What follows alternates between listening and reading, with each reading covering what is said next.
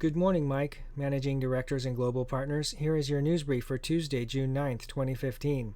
In an apparent sign the mainstream media may be catching up with the alternative sources of financial news, the Associated Press published a story on the financial engineering that is at least partially responsible for the inflated stock market valuations.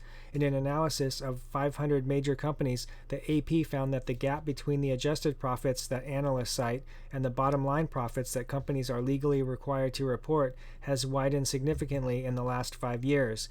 In fact, in 20% of the cases, these adjusted profits were higher than their actual net incomes by 50% or more. Even more revealing is that 15 companies were profitable on paper due to accounting trickery, but in reality were losing currency. Also startling is that between 2010 and 2014, the total accounting profits of the S&P 500 companies were $583 billion more than the actual net income. In many cases, the adjustments were legal because they followed generally accepted accounting principles that allow for unusual one-time expenses to be excluded from normal operations. For example, Boston Scientific wrote off losses from a failed acquisition, various restructuring charges, and costs stemming from layoffs that allowed it to report adjusted profits of $3.6 billion over the 5-year study period, when in actuality it suffered losses of $4.9 billion. Additionally, aluminum giant Alcoa has claimed restructuring and related charges in 20 of the past 21 quarters.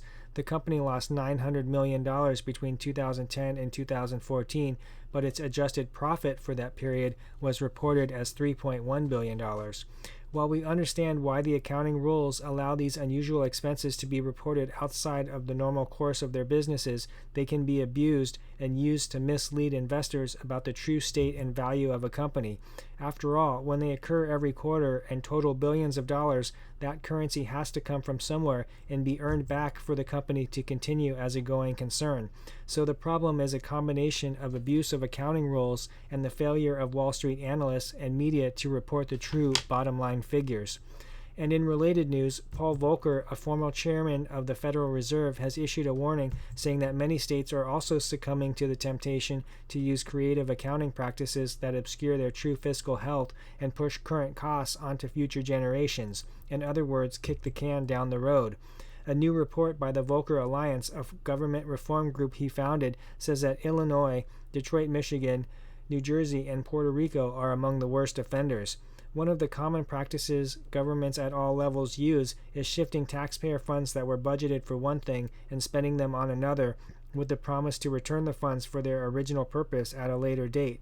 The problem is that since governments don't turn a profit, the only source of its funds are future taxes, and the worst part about it is that this means future generations who had no say in the decision get stuck with the bill.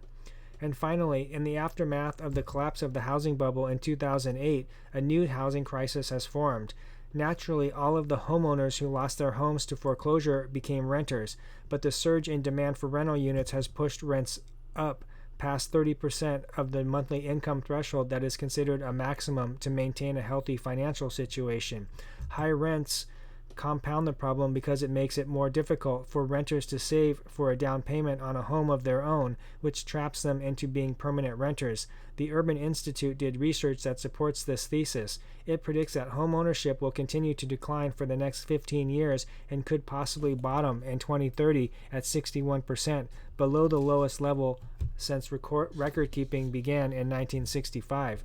High levels of student debt and low wage growth are also culprits that will keep home ownership rates down and rental prices up. Unfortunately, this will likely widen the gap between the lower and upper classes of society, since real estate has traditionally been a large source of wealth appreciation. And unfortunately, as we have reported previously, Fannie Mae and Freddie Mac are once again trying to combat the situation by lowering lending standards by granting mortgages with only 3% down. As we found out in 2007 and 2008, this practice, while well-intentioned, actually puts marginal homeowners at risk of overpaying for property and then losing on their investment when real estate prices correct. Of course, the real solution is structural and will take a complete reversal in mindset from the prevailing Keynesian methods. It starts with sound money and extends to increasing productivity and market-set interest rates.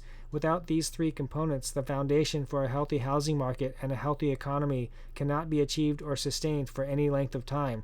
Unfortunately, until we relearn this lesson, the quick fixes the Federal Reserve and the government try will only exacerbate the imbalances in the economy and keep us in a boom and bust cycle. And that's your news brief.